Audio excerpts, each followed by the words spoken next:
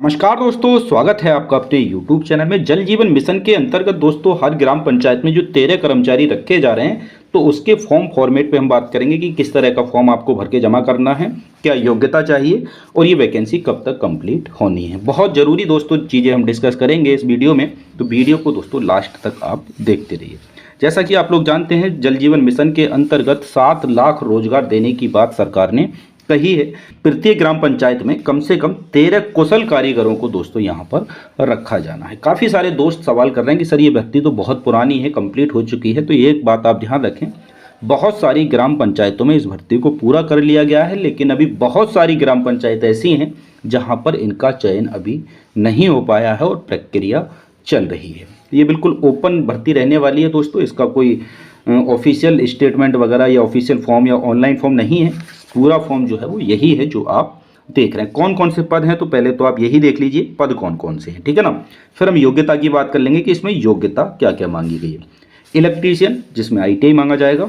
Electrician, दूसरा electrician 2 पद हैं इलेक्ट्रीशियन के, यहाँ पे भी ITI, plumber ITI, pump operator के लिए भी ITI, मोटर मैकेनिक के लिए ITI, फिटर के लिए भी ITI, राजमिस्त्री के लिए कोई ITI नहीं, राजमिस्त्री कारीगर के लिए भी कोई ITI नहीं है। तो 13 कर्मचारी दोस्तों यहाँ पर रखे जा रहे हैं, जिनमें ज़्यादातर पदों के लिए ITI मांगा हुआ है। 10th के बाद अगर आपने ITI किया है, NCVT, SCVT जिससे भी किया है, तो आप इसके लिए एलिजिबल हो सकते हैं और अपने ग्राम प्रधान या BDO से इसके बारे में गहन चर्चा करके फॉर्म ले करके भर के जमा ब्लॉक में करा सकते हैं।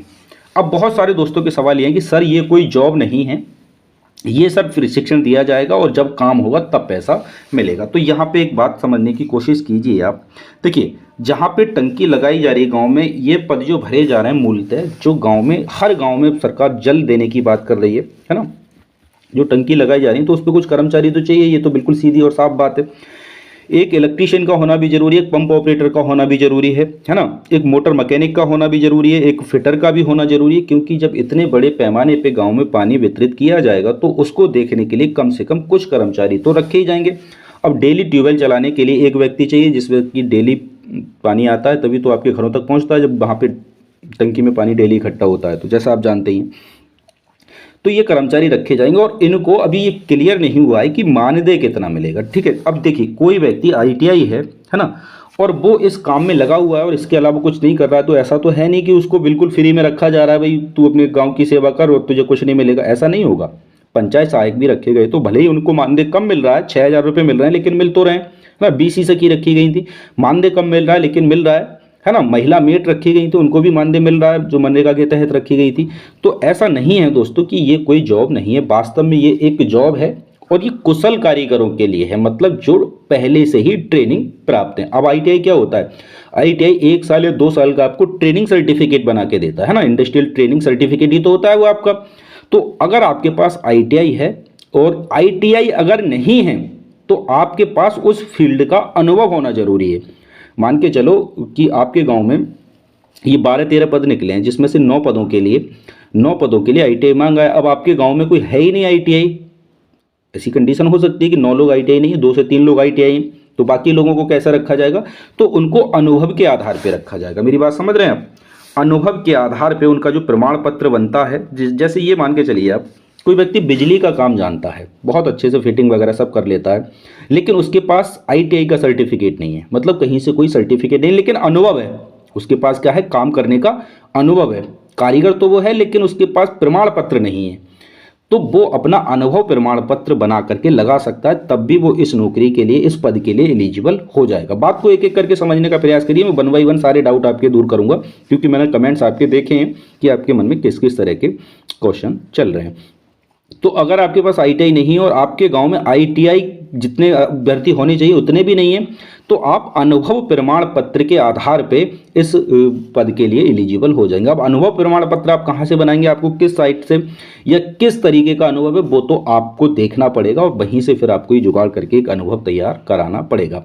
अनुभव प्रमाण पत्र बनाने के लिए मैं एक छोटा सा रास्ता आपको बता देता हूं। जो कौशल विकास सेंटर होते हैं वो ऑफलाइन माध्यम से आपका अनुभव प्रमाण पत्र बना के दे देते हैं, तो एक बार आप वहां पर भी ट्राई कर सकते हैं। या फिर आप ये कर सकते हैं, किसी भी फर्म या कंपनी के पास जा करके उस फील्ड का, जिस फील्ड के लिए आप डालना चाह रहे हैं, मान के चलो आप प्लम्बर के लिए डालना चाह रहे हैं, तो उसी इंडस्ट्री में या कंपनी में जाकर के या फैक्ट्री में जाकर के आप अपना अनुभव प्रमाण पत्र बनवा सकते हैं। बात क्लियर हो जाती है।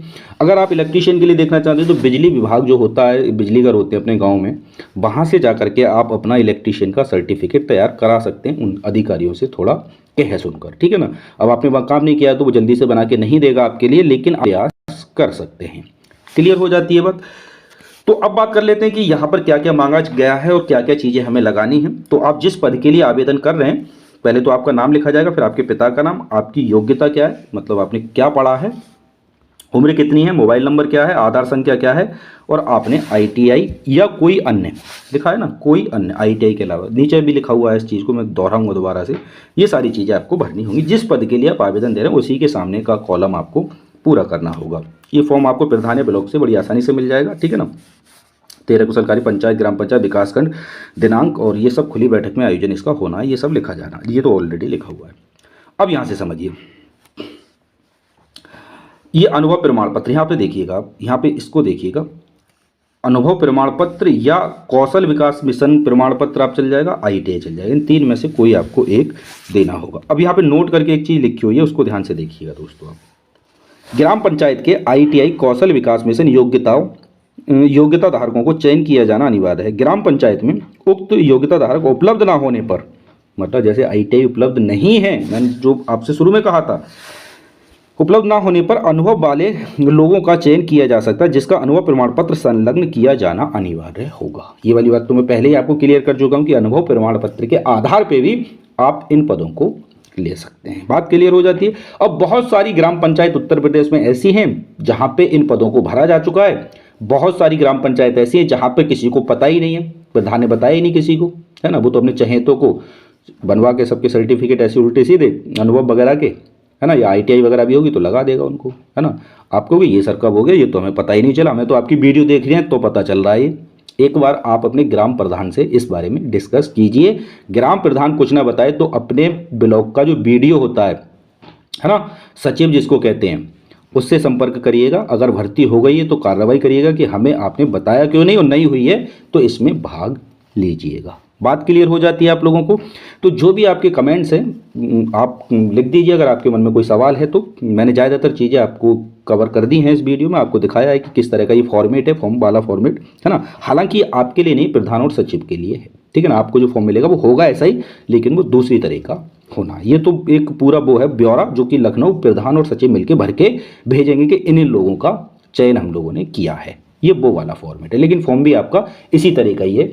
उसमें कुछ चीज़ें बदले, इतने पद नहीं है उसमें, पद सारे यही हैं, लेकिन उसमें ये नहीं होगा हस्ताक्षर ग्राम विकास अधिकारी, हस्ताक्षर ग्राम प्रधान, यहाँ हस्ताक्षर आप नहीं देख रहे होंगे अपने, ठीक है ना। तो ये फॉर्मेट जो है प्रधान और सचिव का फॉर्मेट है, मतलब जो लोग चयन हो जाएंगे, चयनित हो जाएंगे, उन लोगों का फॉर्मेट बना के लखनऊ भेजा जाएगा, फिर वहाँ से वेरीफाई होगा और उन लोगों के लिए ट्रेनिंग के लिए बुला लिया जाएगा, मतलब उन्हीं के विकासखंड स्तर पर इसकी ट्रेनिंग होगी, और फिर वहाँ से जो भी टूल्स वगैरह हैं वो आपको मिल जाएंगे और आपका काम स्टार्ट हो जाएगा। बात क्लियर हो जाती है आप लोगों को। तो आप अगर इच्छुक हैं तो अपने ग्राम प्रधान और वीडियो से जरूर डिस्कस करिएगा दोस्तों इस बारे में। एक छोटा सा प्रयास आपको एक नौकरी दिला सकता है। तो मिलेंगे दोस्तों आप लोगों से एक अगली वीडियो में। अगर चैनल पे आप नए हैं तो सब्सक्राइब करके आप हमारे साथ जुड़ सकते हैं। अगर वीडियो अच्छा लगा तो दोस्तों में शेयर कीजिए, जिससे कि गाँव में और लोगों को भी इस बारे में पता चल सके। तो मुलाकात होगी अगली वीडियो में दोस्तों, तब तक के लिए जय हिंद, जय भारत।